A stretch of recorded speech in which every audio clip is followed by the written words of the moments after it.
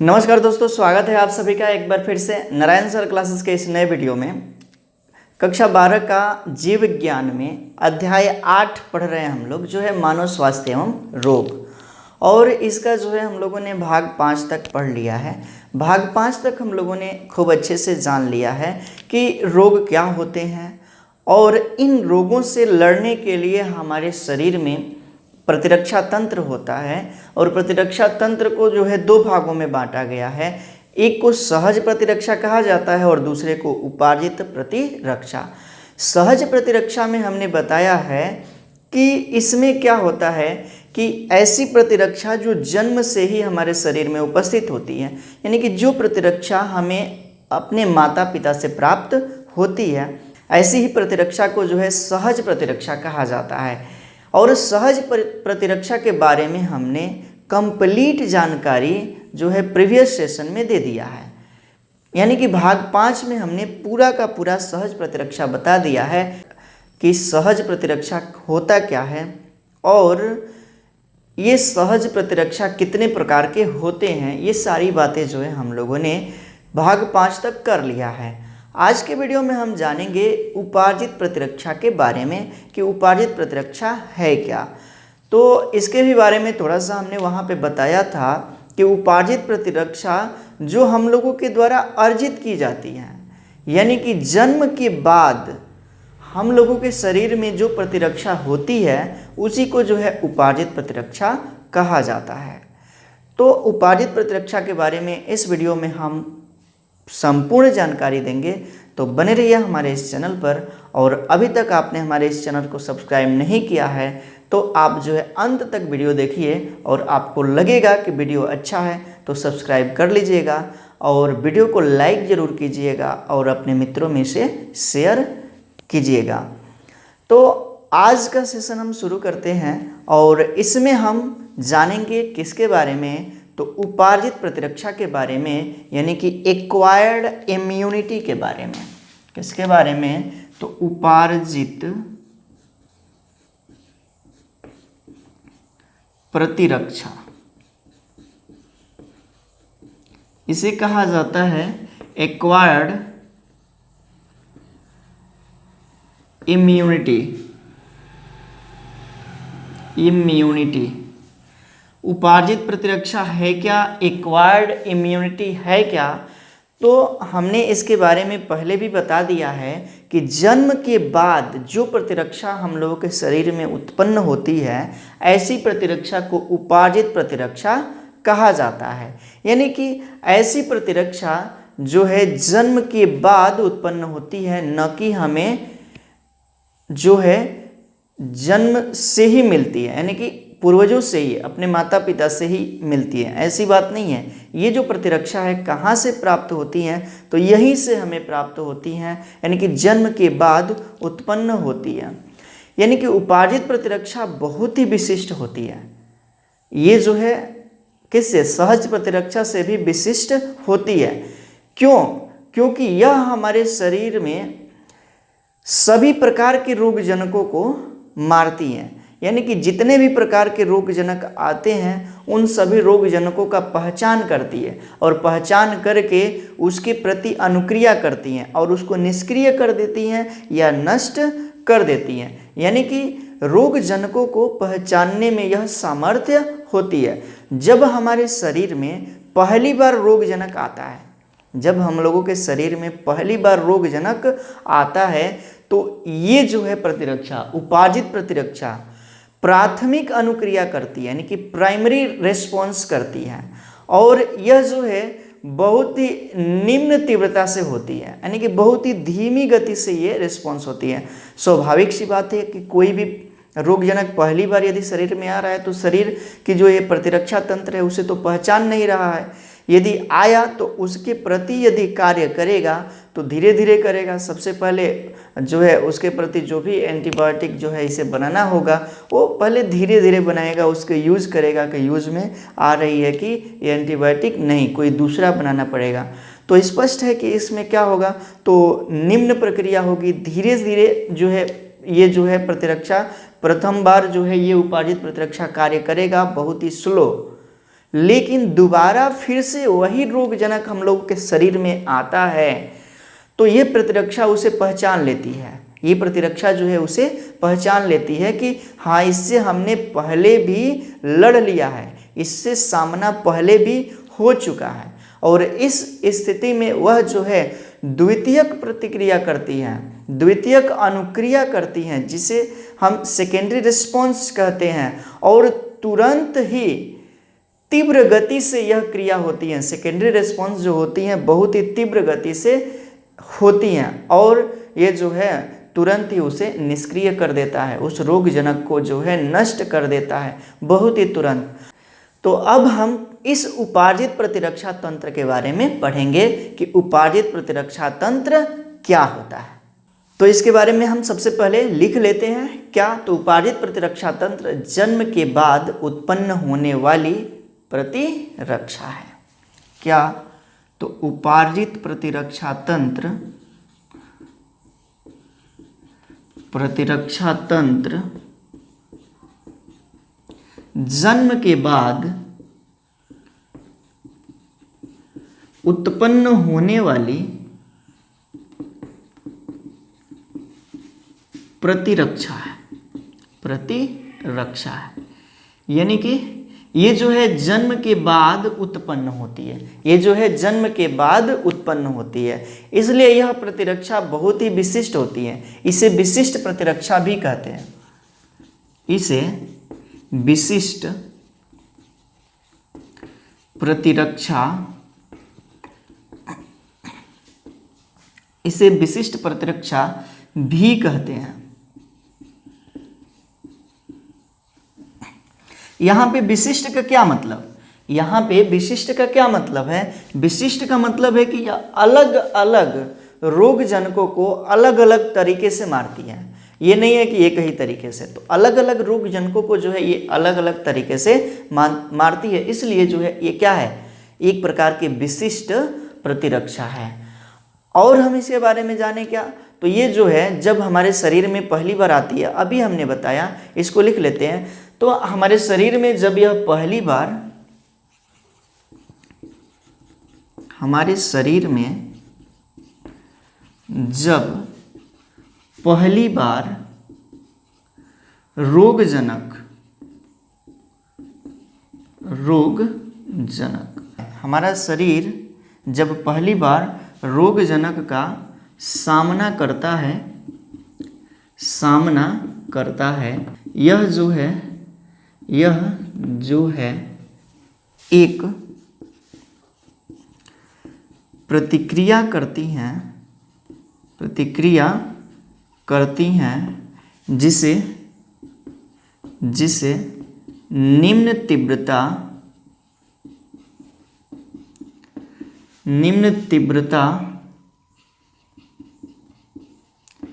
या प्राथमिक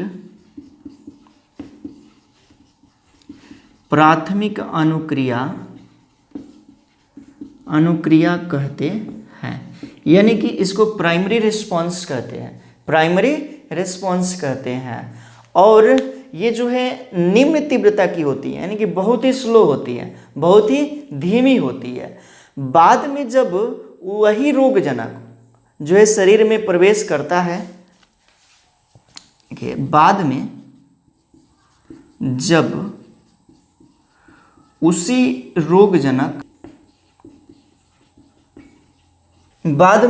उसी रोगजनक का सामना दोबारा हमारा शरीर करता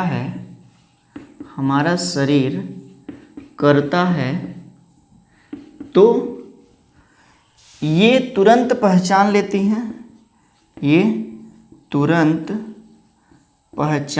हैं, और उसके प्रति द्वितीयक अनुक्रिया करती हैं, जो उच्च तीव्रता की होती हैं, उच्च तीव्रता की होती है।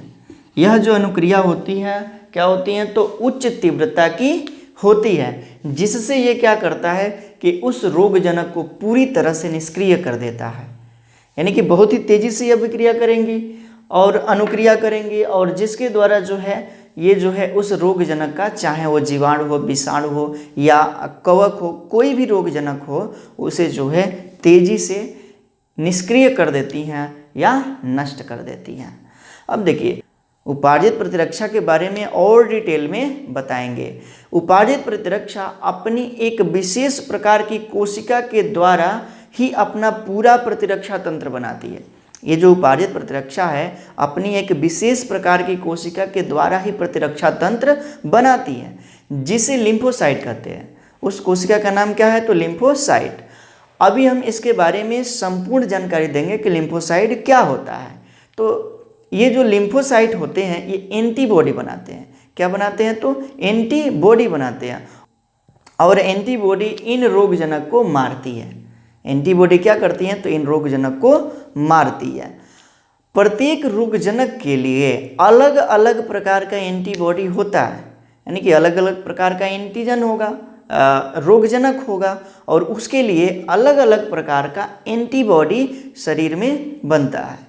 यानी कि अलग अलग प्रकार का उसके लिए एंटीबॉडी होता है, और एंटीबॉडी जो है अलग अलग प्रकार से उसके प्रति अनुक्रिया करता है। पहली बार जब रोगजनक शरीर में आता है तो प्राथमिक अनुक्रिया होती है, यही हमने लिखा है यहाँ पे।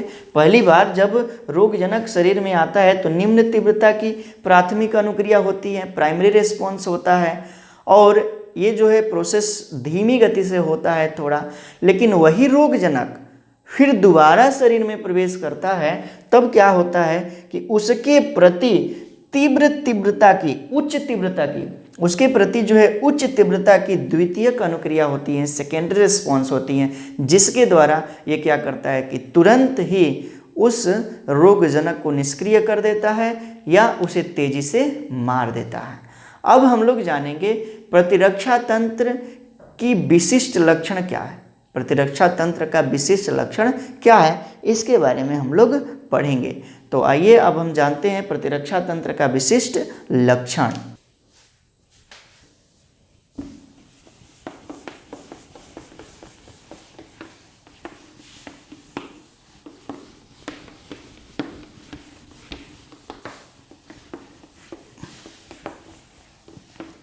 उपार्जित प्रतिरक्षा तंत्र का विशिष्ट लक्षण।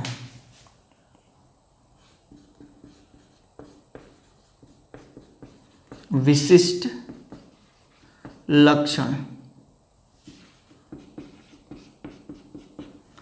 उपार्जित प्रतिरक्षा तंत्र का विशिष्ट लक्षण, सबसे पहला इसमें आएगा विशिष्टता, यानी कि उपार्जित प्रतिरक्षा तंत्र विशिष्ट होती है।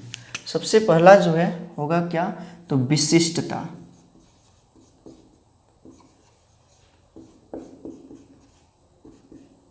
विशिष्टता क्या है, तो उपार्जित प्रतिरक्षा तंत्र जो है विशिष्ट होती है, जो प्रत्येक रोगजनक को पहचान सकती है और प्रत्येक रोगजनक को निष्क्रिय कर देती है। यानी कि प्रत्येक रोगजनक के लिए ये विशिष्ट होती हैं और प्रत्येक रोगजनक को पहचान सकती हैं। ये इसकी विशिष्टता है। क्या, तो प्रतिरक्षा, उपार्जित प्रतिरक्षा विशिष्ट होती है। उपार्जित प्रतिरक्षा विशिष्ट होती है क्योंकि यह प्रत्येक रोगजनक को पहचान सकती है। यानी कि यह विशिष्ट होती है, वह प्रत्येक रोगजनक को पहचान सकती है, वह प्रत्येक रोगजनक के लिए यह विशिष्ट होती है। वह प्रत्येक रोगजनक के लिए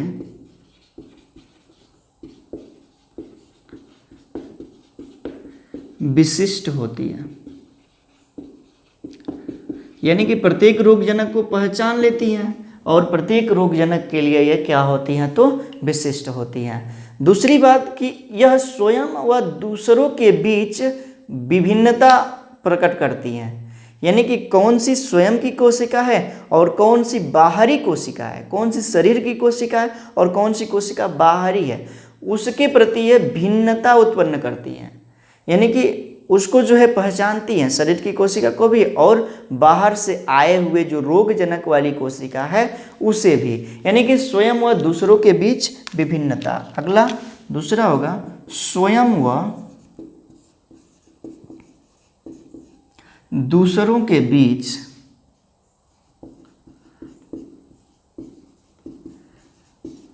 विभिन्नता। विभिन्नता यह शरीर की कोशिका एवं बाहरी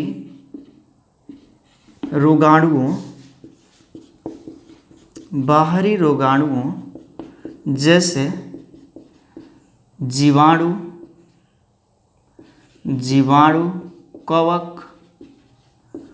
कवक, विषाणु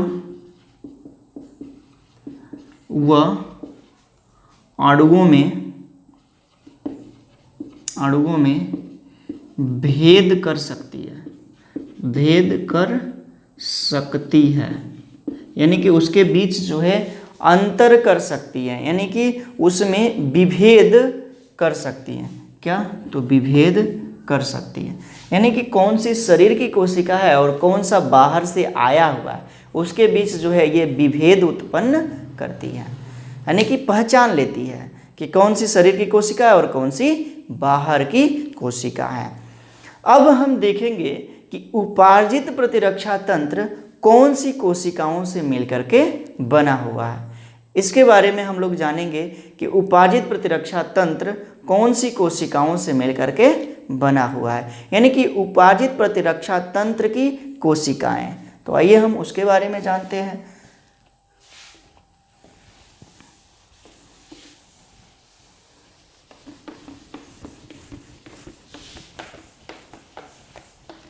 उपार्जित प्रतिरक्षा तंत्र की कोशिकाएं।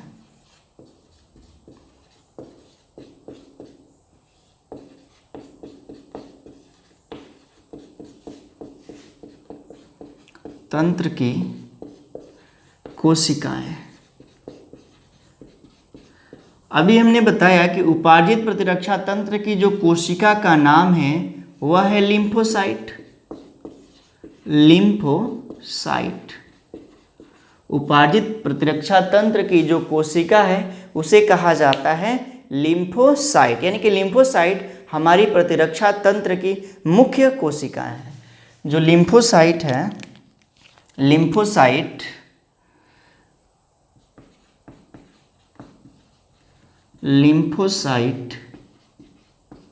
हमारे प्रतिरक्षा तंत्र की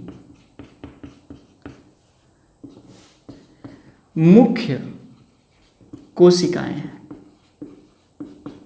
मुख्य कोशिकाएं हैं, यानी कि प्रतिरक्षा तंत्र की मुख्य कोशिकाएं कौन सी है? तो लिम्फोसाइट। प्रतिरक्षा तंत्र की मुख्य कोशिका कौन सी है? तो लिम्फोसाइट। यानी कि लिम्फोसाइट जो है हमारे प्रतिरक्षा तंत्र की मुख्य कोशिका है। ये बात याद रखनी है।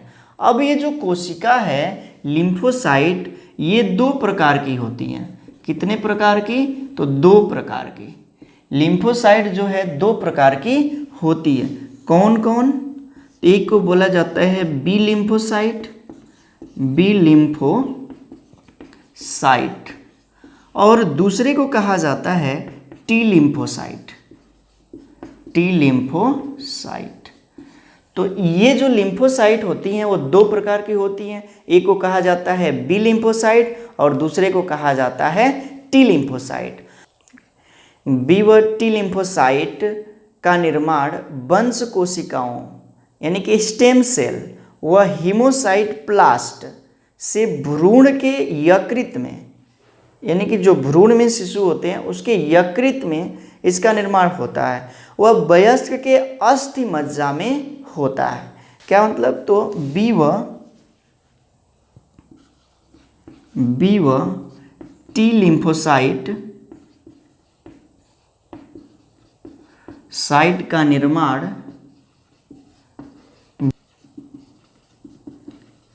वंश कोशिकाओं यानी कि स्टेम सेल व हीमोसाइट प्लास्ट से भ्रूण के यकृत में व वयस्क के अस्थिमज्जा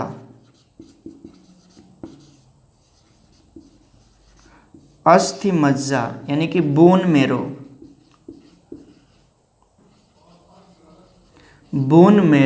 में होता है।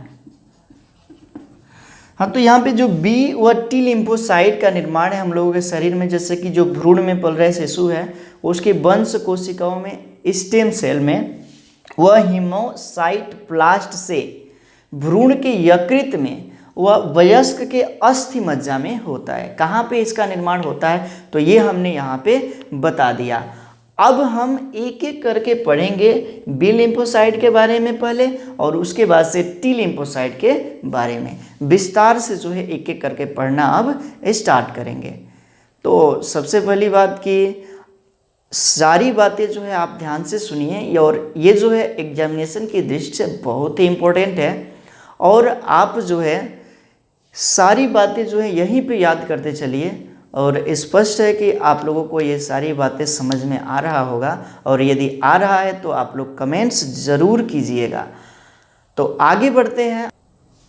अब जो है हम ये जान लेते हैं कि ये जो बी लिम्फोसाइट है और टी लिम्फोसाइट है क्या बनाती हैं, इसके बारे में अब हम जानेंगे। तो इसे हम मिटाएंगे, आप स्क्रीनशॉट लीजिए।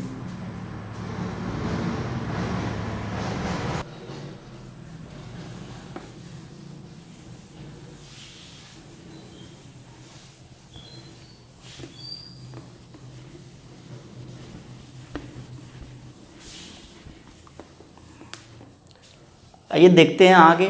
तो बी लिम्फोसाइट क्या बनाती है, तो एंटीबॉडी माधित प्रतिरक्षा तंत्र बनाती है और टी लिम्फोसाइट कोशिका माधित प्रतिरक्षा तंत्र बनाती है। यानी कि बी लिम्फोसाइट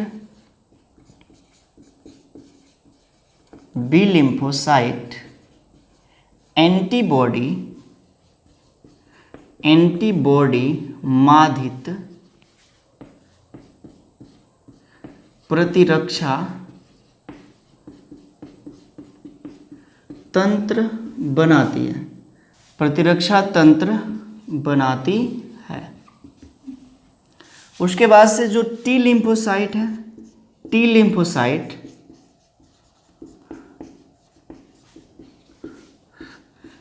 कोशिका माधित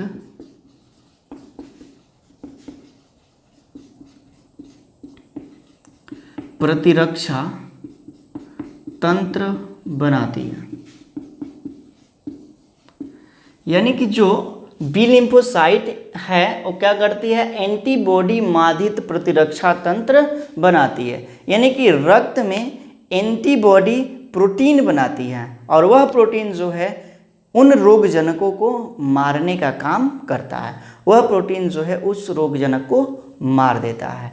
उसके बाद से ये जो टी लिम्फोसाइट है ये कोशिका माधित प्रतिरक्षा तंत्र बनाती है। इसका क्या मतलब कि ये एंटीबॉडी नहीं बनाएगी, ये जो है बहुत सारी कोशिकाएं बनाती हैं और ढेर सारी कोशिकाएं जो है क्या करती हैं तो बी लिम्फोसाइट को उत्प्रेरित करती हैं, बी लिम्फोसाइट की सहायता करती हैं और इसके द्वारा जो है क्या होता है कि जो रोगजनक होता है उसको नष्ट किया जाता है। इसलिए जो है इसको जो है कोशिका माधित प्रतिरक्षा तंत्र कहा जाता है। यानी कि ये कोशिका बनाती है इसलिए इसको जो है कोशिका माधित प्रतिरक्षा तंत्र कहा जाता है। अब हम इसके बारे में डिटेल्स में पढ़ेंगे कि ये जो बी लिम्फोसाइट एंटीबॉडी माधित प्रतिरक्षा तंत्र के बारे में पहले पढ़ेंगे और उसके बाद से पढ़ेंगे टी लिम्फोसाइट वाली कोशिका माधित प्रतिरक्षा तंत्र के बारे में। तो एक एक करके हम जो है विस्तार से पढ़ेंगे। जैसा कि हमने बताया कि हमारे शरीर में जब कोई भी रोगाणु यानी कि बैक्टीरिया हो, वायरस हो या कवक हो, कोई भी रोगाणु हमारे शरीर में प्रवेश करता है तो हमारी जो बी लिम्फोसाइट है वह एंटीबॉडी बनाती है उसके लिए। ये जो बी लिम्फोसाइट है क्या, तो एंटीबॉडी उसके लिए बनाती है। और एंटीबॉडी है क्या, तो antibody is a type of protein. Antibody जो है एक प्रोटीन का भाग है, उसे हम लोग कहते हैं इम्यूनोग्लोब्यूलिन। Immunoglobulin protein. और इम्यूनोग्लोब्यूलिन प्रोटीन जो है वो भी एक प्रकार का ग्लोब्यूलर प्रोटीन होता है। तो एंटीबॉडी प्रोटीन जो होती है इन रोगाणुओं को मार देती हैं। और ये कैसे मारती हैं, ये एंटीबॉडी कितने प्रकार के होते हैं, चलिए अब हम इसके बारे में डिटेल्स में पढ़ेंगे। एंटीबॉडी कितने प्रकार की होती हैं और ये रोगाणुओं को कैसे मारती हैं, इसके बारे में हम अब विस्तार से पढ़ेंगे, यानी कि एक एक करके इसको पढ़ेंगे। सबसे पहले जो है हम लोग पढ़ेंगे एंटीबॉडी माधित प्रतिरक्षा तंत्र, और उसके बाद से पढ़ा जाएगा कोशिका माधित प्रतिरक्षा तंत्र।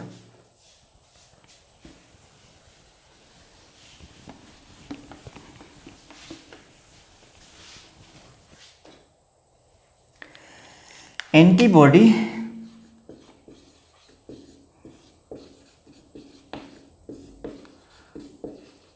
माधित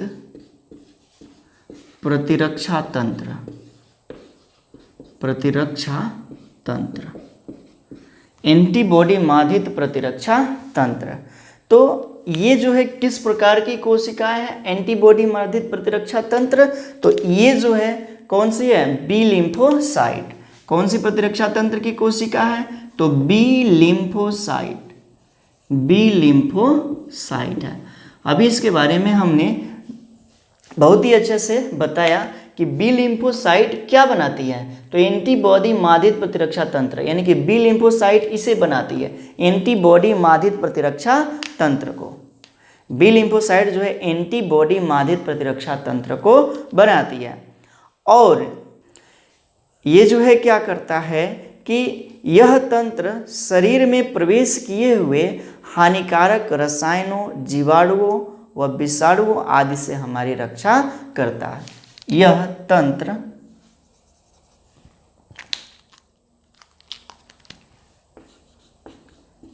तंत्र हमारे शरीर में प्रवेश किए हुए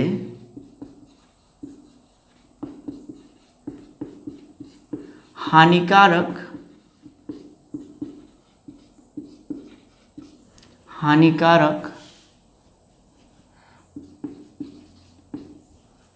जीवाणुओं,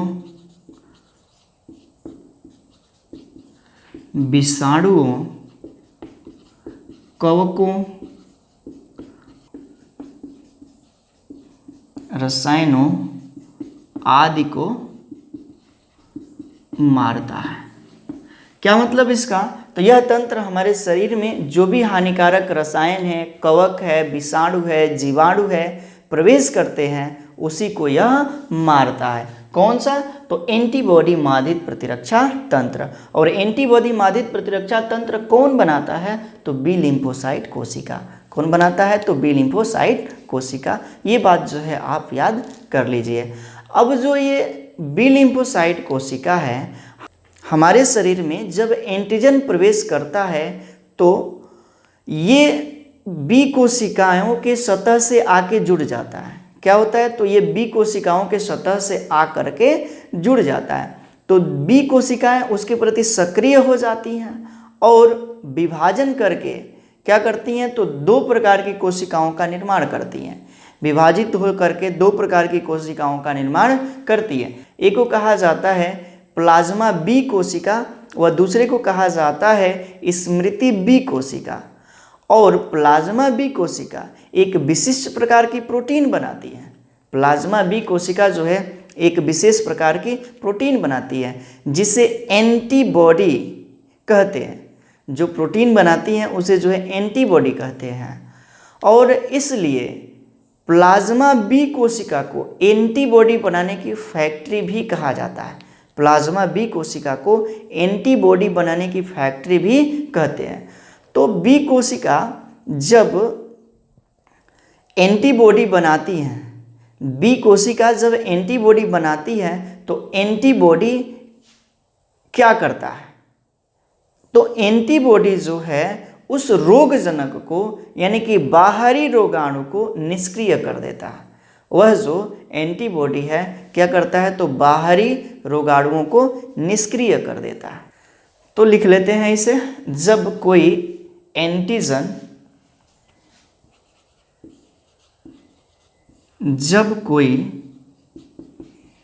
एंटीजन एंटीजन मतलब कि रोग कारक, जो बाहरी रोगाणु जैसे कि जीवाणु है, विषाणु है या कवक है या कोई रसायन है शरीर में प्रवेश करता है, उसी को कहा जाता है एंटीजन।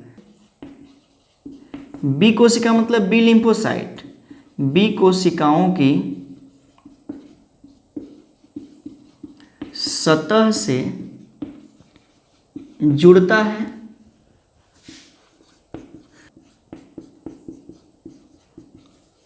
बी कोशिकाएं सक्रिय होकर विभाजन करती हैं। क्या करती हैं? तो बी कोशिकाएं जो हैं सक्रिय होकर के विभाजन करती हैं, जिससे दो बी कोशिकाएं बनाती हैं, जिससे दो बी कोशिकाएं यानी कि बी लिम्फोसाइट बनाती हैं, बी कोशिकाएं बनाती हैं। ये जो है विभाजन करके दो बी कोशिकाओं का निर्माण करती हैं और इनमें से एक प्लाज्मा बी कोशिका कहलाती है। इनमें से एक प्लाज्मा बी कोशिका कहलाती हैं। वह दूसरी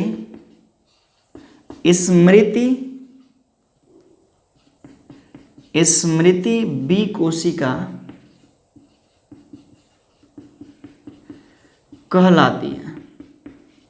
कहलाती।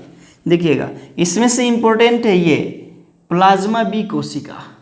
प्लाज्मा बी कोशिका क्या करता है? तो प्लाज्मा बी कोशिका जो है एंटीबॉडी बनाता है। किसके प्रति? तो एंटीजन के प्रति। इस जो एंटीजन के प्रति जो है एंटीबॉडी बनाता है। क्या मतलब? प्लाज्मा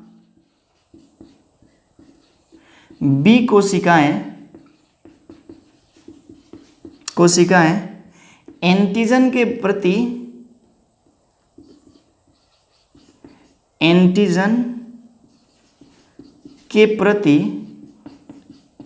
एंटीबॉडी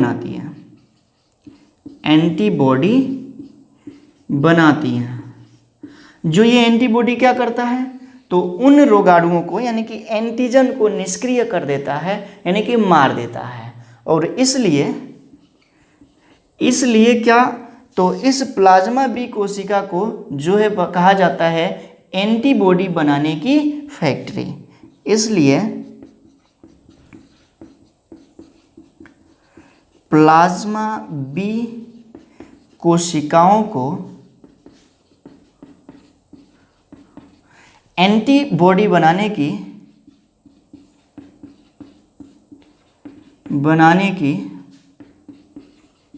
फैक्ट्री कहते हैं। यानी कि एंटीबॉडी बनाने की फैक्ट्री किसे कहेंगे? तो प्लाज्मा बी कोशिकाओं को। प्लाज्मा बी कोशिकाओं को जो है एंटीबॉडी बनाने की फैक्ट्री कहते हैं। और ये जो एंटीबॉडी बना यहाँ पे, ये एंटीबॉडी क्या करता है?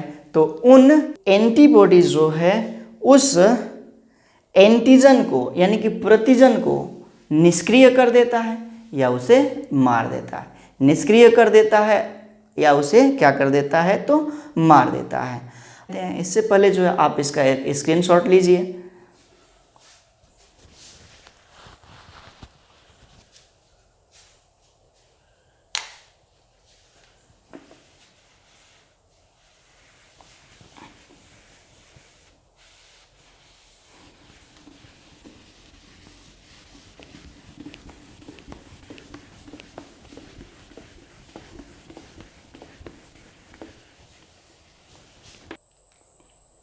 तो यह एंटीबॉडी किस प्रकार से एंटीजन को मारता है, यानी कि प्रतिजन को मारता है, यानी कि उन रोगाणुओं को मारता है। और इसके साथ ही साथ एंटीबॉडी क्या होता है, अब हम इसके बारे में जानेंगे। तो अब हम जानेंगे एंटीबॉडी के बारे में। तो प्रत्येक एंटीबॉडी जो है 4 पॉलीपेप्टाइड श्रृंखलाओं का बना होता है। प्रत्येक एंटीबॉडी 4 पॉलीपेप्टाइड श्रृंखलाओं का बना होता है, जिसमें से 2 बड़ी श्रृंखलाएं यानी कि हेवी चेन होती हैं और 2 जो है छोटी श्रृंखलाएं यानी कि लाइट चेन होती हैं। यानी कि 2 को हेवी चेन कहते हैं और 2 को जो है लाइट चेन। जो बड़ी होती हैं उसको हेवी चेन कहेंगे और जो छोटी होती हैं उसको लाइट चेन कहेंगे। यानी कि प्रत्येक एंटीबॉडी 4 पॉलीपेप्टाइड श्रृंखलाओं का बना होता है। प्रत्येक एंटीबॉडी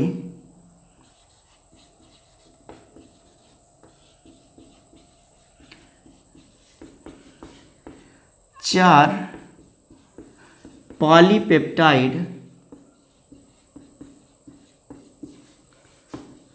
श्रृंखलाओं के बने होते हैं, जिसमें से 2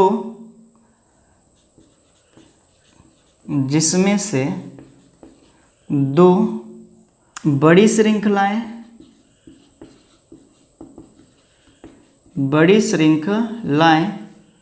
यानी कि हेवी चेन कहलाती हैं,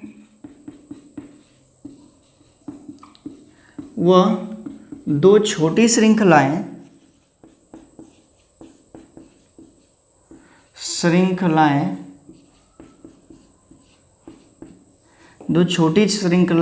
लाइट चेन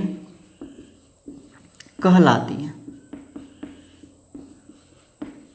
यानी कि जो बड़ी श्रृंखलाएं होती हैं उसको हेवी चेन कहते हैं और जो छोटी श्रृंखलाएं होती हैं उसको जो है लाइट चेन कहते हैं। इसकी संरचना क्या होती है, इस संरचना को हम देख लेते हैं।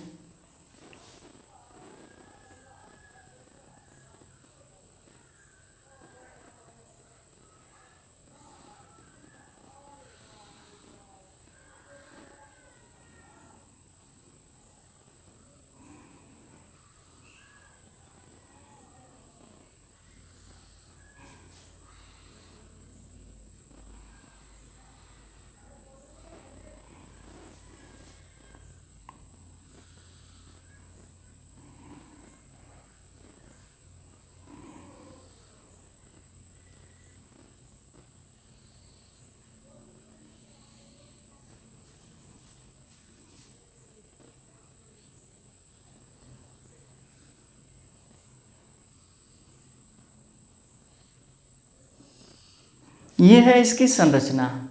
तो यहाँ पे जो ये छोटी दिख रही हैं ये वाली, इसको कहते हैं लाइट चेन, और ये जो बड़ी दिख रही हैं इसको कहते हैं हेवी चेन। तो यहाँ पे क्या है, तो प्रत्येक एंटीबॉडी 4 पॉलीपेप्टाइड श्रृंखलाओं का बना होता है। 2 छोटी होती हैं जिसे लाइट चेन कहते हैं और 2 बड़ी होती हैं जिसको जो है हेवी चेन कहते हैं। अब जो है यहाँ पे ये जो पार्ट है वो क्या है, तो ये है एंटीजन बाइंडिंग साइट। ये वाला जो पार्ट दिख रहा है इसे कहा जाता है antigen binding site. Antigen binding site यानी कि कोई जो एंटीजन प्रवेश करता है तो एंटीबॉडी के इसी हिस्से से बंध जाता है या जुड़ जाता है। जैसे देखिए यहाँ पे जो है कोई एंटीजन आया और प्रवेश किया तो जो एंटीबॉडी के इसी हिस्से से जो है ये बंध जाता है, जुड़ जाता है। ये क्या है, तो एंटीजन है। एंटीजन यानी कि कोई रोगाणु है, और ये क्या करता है, तो इसी पार्ट से जो है जुड़ता है और जिसके द्वारा जो है ये एंटीबॉडी क्या करती है, तो उसे जो है निष्क्रिय कर देती हैं या उसे मार देती हैं। तो इतनी बातें जो है आप लोग समझ लिए होंगे। ये जो है एंटीबॉडी का स्ट्रक्चर है, किसका, तो एंटीबॉडी का ये जो है संरचना है। अब हम आगे बढ़ेंगे और देखेंगे कि कुल शरीर में हम लोगों के कितने प्रकार के एंटीबॉडी पाए जाते हैं। हम लोगों के शरीर में कितने प्रकार के एंटीबॉडी पाए जाते हैं। और एंटीबॉडी को प्रतिरक्षी भी कहते हैं हिंदी में। एंटीबॉडी को हिंदी में प्रतिरक्षी कहते हैं और इंग्लिश में जो है एंटीबॉडी। तो इसके बारे में अब हम जानेंगे। तो इसका जो है आप स्क्रीनशॉट लीजिए। चलिए, तो अब हम इसे मिटाएंगे और अब हम जानेंगे किसके बारे में, तो प्रतिरक्षी के बारे में, यानी कि एंटीबॉडी के प्रकार के बारे में। हम लोगों ने जान लिया एंटीबॉडी क्या होता है, अब जानेंगे उसके प्रकार के बारे में, यानी कि प्रतिरक्षी, और इसी को कहा जाता है एंटीबॉडी।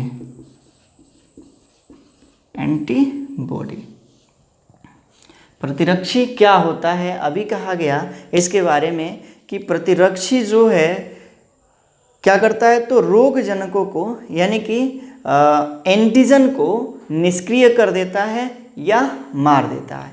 ये कितने प्रकार के पाए जाते हैं, ये किससे बने होते हैं। तो सबसे पहली बात ये जानते हैं कि यह किससे बने होते हैं। तो अभी हमने बताया कि इसमें 4 पॉलीपेप्टाइड श्रृंखलाएं होती है और ये है क्या, तो एक प्रकार का प्रोटीन है और उस प्रोटीन को नाम दिया जाता है इम्यूनोग्लोब्यूलिन प्रोटीन, जो कि ग्लोब्यूलर प्रोटीन होता है।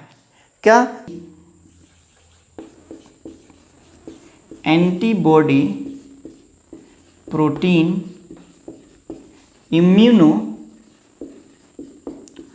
ग्लोब्यूलिन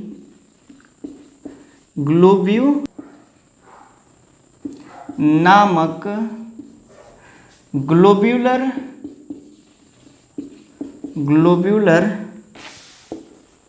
प्रोटीन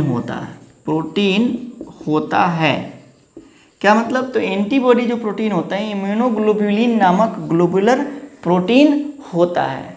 और ये जो इम्यूनोग्लोब्यूलर प्रोटीन है, इसलिए इम्यूनोग्लोब्यूलिन प्रोटीन के कारण इसको जो एंटीबॉडी को इम्यूनोग्लोब्यूलिन प्रोटीन भी कहा जाता है, इम्यूनोग्लोब्यूलिन भी कहते हैं। अब ये जो इम्यूनोग्लोब्यूलिन है ये 5 प्रकार के होते हैं हमारे शरीर में। ये कितने प्रकार के हैं, तो 5 प्रकार के होते हैं। ये 5 प्रकार के होते हैं। कौन कौन होते हैं, तो IgA, IgD, IgE, IgG और IgM। ये जो है 5 प्रकार के होते हैं। IgA, IgD, IgE, IgG और IgM, ये 5 प्रकार के होते हैं। और Ig का मतलब क्या है, तो इम्यूनोग्लोब्यूलिन है। Ig का मतलब क्या है, तो इम्यूनोग्लोब्यूलिन। ये अलग अलग प्रकार के होते हैं, इसलिए इसको नाम दिया गया है AD, IgA, IgD, IgE, IgG और IgM। तो इतने प्रकार के हम लोगों के शरीर में जो है एंटीबॉडी उपस्थित रहते हैं। 5 प्रकार के ये प्रोटीन उपस्थित रहते हैं। कौन सा, इम्यूनोग्लोब्यूलिन प्रोटीन। और ये सभी जो है अलग अलग तरह से हमारे शरीर के लिए सुरक्षा का कार्य करते हैं, यानी कि प्रतिरक्षा का कार्य करते हैं। तो सबसे पहले जो है हम इस IgA के बारे में जान लेते हैं। तो IgA जो है हमारे शरीर में स्रावित होने वाला समस्त पदार्थों, जैसे श्लेष्मा माँ के दूध में पाया जाता है, यानी कि स्रावित होने वाला समस्त पदार्थों में यह पाया जाता है। कौन सा, तो IgA जो है हमारे शरीर में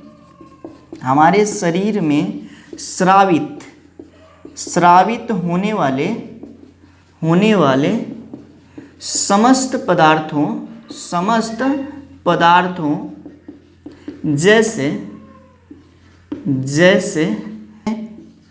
जैसे श्लेष्मा में माँ के दूध में पाया जाता है।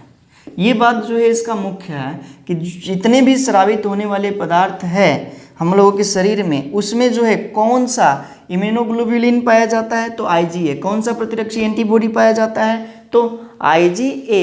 जैसे कि इसलिए जो है माँ के दूध में यह पाया जाता है, इसलिए कहा जाता है कि जन्म के 6 महीने तक जो है बच्चे को जो है माँ का दूध देना अनिवार्य है। ऐसा क्यों कहा जाता है? क्योंकि माँ के जो दूध में यही एंटीबॉडी पाया जाता है, कौन सा तो IgA।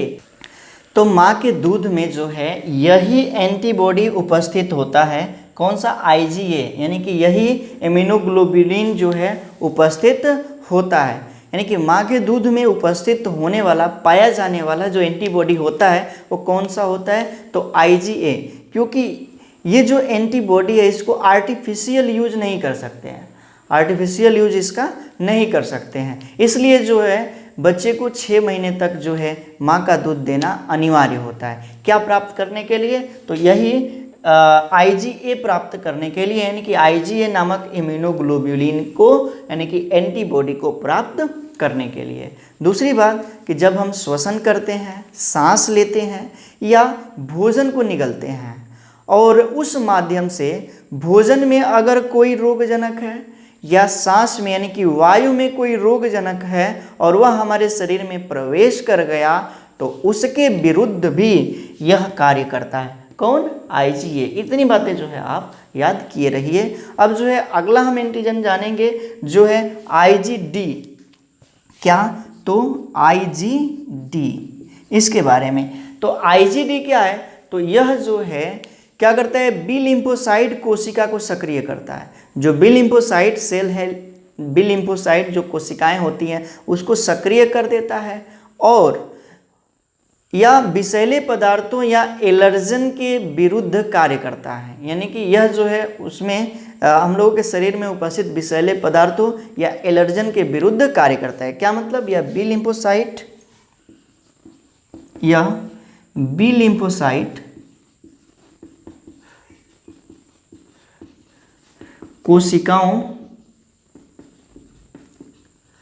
को सक्रिय कर देता है, सक्रिय करता है और इसके साथ साथ ये क्या करता है तो विषैले पदार्थों या एलर्जन के विरुद्ध कार्य करता है और विषैले पदार्थों या एलर्जन के विरुद्ध कार्य करता है। एलर्जन क्या होता है? एलर्जन के विरुद्ध कार्य करता है। एलर्जन क्या होता है तो जिससे कि हम लोगों के शरीर में एलर्जी उत्पन्न हो जिस पदार्थ से, उसी को जो है एलर्जन कहा जाता है और उसी को जो है ये क्या कर देता है विरुद्ध कार्य करता है। कौन सा तो IgD नामक इम्यूनोग्लोबुलिन यानी कि एंटीबॉडी यानी कि प्रतिरक्षी। अब जो है आगे बढ़ेंगे और जानेंगे अगला जो भाग है इसका इम्यूनोग्लोबुलिन का जो है IgE के बारे में। तो इतना पार्ट जो है आप स्क्रीनशॉट लीजिए। चलिए तो जान लेते हैं अगला IgE के बारे में। जो प्रतिरक्षी है IgE,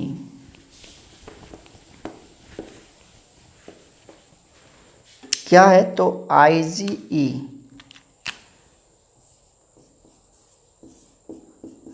इसके बारे में आप याद किए रहिए कि ये क्या है, बहुत ही इंपॉर्टेंट है ये IgE। जैसे कि IgA था, IgA जो है कहाँ पाया जाता है, कई बार पूछा है कंपटीशन एग्जामों में या बोर्ड एग्जामों में।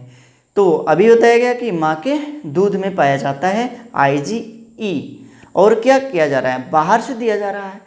तो क्या है ये एक प्रकार का जो है उपार्जित प्रतिरक्षी है। शिशु को दिया जाएगा बाहर से तो शिशु के शरीर में तो है नहीं और बाहर से दिया गया, यानी कि कैसे क्या किया गया उपार्जित किया गया, न कि उसे जन्म से ही यह प्राप्त हुआ।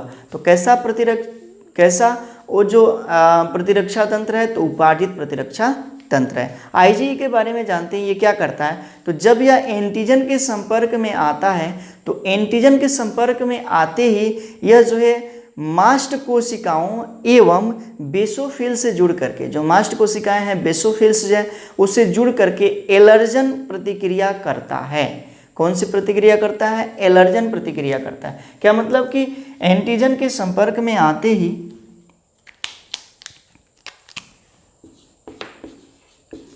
एंटीजन के संपर्क में आते ही आईजीई मास्ट कोशिकाओं एवं बेसोफिल्स से जुड़कर एलर्जी के प्रति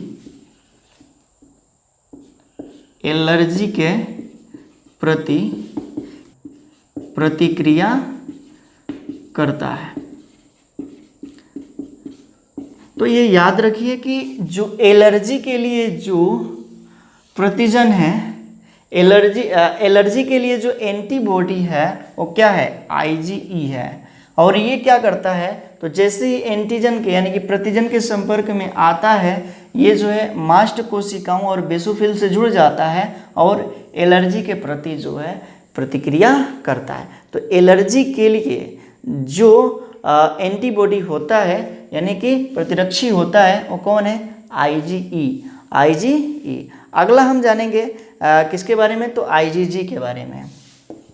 आईजीजी इम्यूनोग्लोबुलिन जी, ये है क्या? तो ये जो है सबसे अधिक मात्रा में पाया जाने वाला इम्यूनोग्लोबुलिन होता है। ये बात याद रखिए, यह जो है सबसे अधिक मात्रा में पाया जाने वाला इम्यूनोग्लोबुलिन है। ग्लोब्यूलिन सबसे अधिक मात्रा में पाए जाने वाला इम्यूनोग्लोबुलिन कौन सा है? तो आईजीजी। आईजीजी जो है सबसे अधिक मात्रा में पाए जाने वाला इम्यूनोग्लोबुलिन होता है और लगभग संपूर्ण प्रतिरक्षी का 75% भाग बनाता है। संपूर्ण प्रतिरक्षी का 75% भाग बनाता है। संपूर्ण प्रतिरक्षी का 75% भाग जो है यह बनाता है। और यह क्या करता है? तो विषैले पदार्थों, जीवाणुओं आदि से हमारी सुरक्षा करता है। और विषैले पदार्थों, जीवाणुओं आदि से हमारी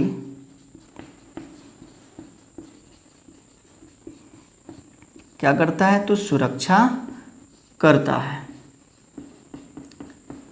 तो बहुत ही इंपॉर्टेंट है ये भी। ये जो है हम लोगों के शरीर में सबसे अधिक पाए जाने वाला इम्यूनोग्लोबुलिन होता है और इसकी मात्रा कितनी होती है? 75%। और ये क्या करता है? विषैले पदार्थों और जीवाणुओं से हमारी रक्षा करता है। यानी कि जैसे विषैले पदार्थ या जीवाणु हमारे शरीर में प्रवेश करते हैं उसको नष्ट करने का कार्य करता है। अगला है आईजीएम।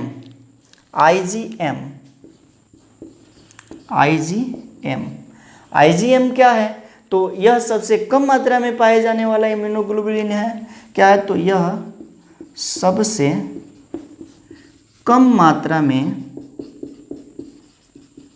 पाया जाने वाला इम्यूनोग्लोबुलिन है। यानी कि सबसे कम मात्रा में यही पाया जाता है। यह संक्रमण वाले स्थल पर पहुंचता है और आईजीजी के उत्पादन को बढ़ावा देता है। यानी कि जहाँ पे संक्रमण हुआ है, कोई भी एंटीजन जो है संक्रमित किया हुआ है, वहाँ पे पहुँचता है और आईजीजी के उत्पादन को बढ़ाता है। यह संक्रमण वाले स्थल पर पहुँचता है और आईजीजी के उत्पादन को बढ़ाता है। आईजीजी के उत्पादन को क्या करता है, तो बढ़ाता है। तो यहाँ पे जो है हमने 5 प्रकार के एंटीबॉडी को बताया, 5 प्रकार के एंटीबॉडी को हमने बताया। यहाँ पे आईजी का मतलब क्या, तो यही इम्यूनोग्लोब्युलिन है। और इसके बाद से यहाँ से ये समाप्त हो जाता है एंटीबॉडी माधित प्रतिरक्षा तंत्र। इसे कौन बनाता है, तो लिम्फोसाइट। ये पूरा बात हमने बता दिया इसके बारे में, एंटीबॉडी माधित प्रतिरक्षा तंत्र के बारे में। आगे आएगा कोशिका माधित प्रतिरक्षा तंत्र। कौन सा, तो कोशिका माधित प्रतिरक्षा तंत्र। क्या होता है कोशिका माधित प्रतिरक्षा तंत्र, यानी कि उसे कौन बनाता है, तो टी लिम्फोसाइट। हमने बताया है कि टी लिम्फोसाइट जो है कोशिका माधित प्रतिरक्षा तंत्र बनाता है। और कोशिका माधित प्रतिरक्षा तंत्र किस प्रकार से इन रोगाणुओं से हमारी रक्षा करता है, इसके लिए जो है हम अगले पार्ट में बताएंगे। इस पार्ट में इतना ही रहने देते हैं। एक बार फिर से हम कहेंगे कि आप जो है कि अभी तक आपने हमारे इस चैनल को सब्सक्राइब नहीं किया तो इसे सब्सक्राइब कर लीजिए, बेल आइकन को प्रेस कर दीजिएगा, ऑल नोटिफिकेशन पर सेट कर लीजिएगा और इसे अपने मित्रों में अधिक से अधिक शेयर कर दीजिएगा। और अगले पार्ट में हम जो है बताएंगे किसके बारे में, तो जो कोशिका माधित प्रतिरक्षा तंत्र है उसके बारे में। तो मिलते हैं अगले वीडियो में। Thank you, thanks for watching. जुड़े रहिए नारायण सर क्लासेस के साथ।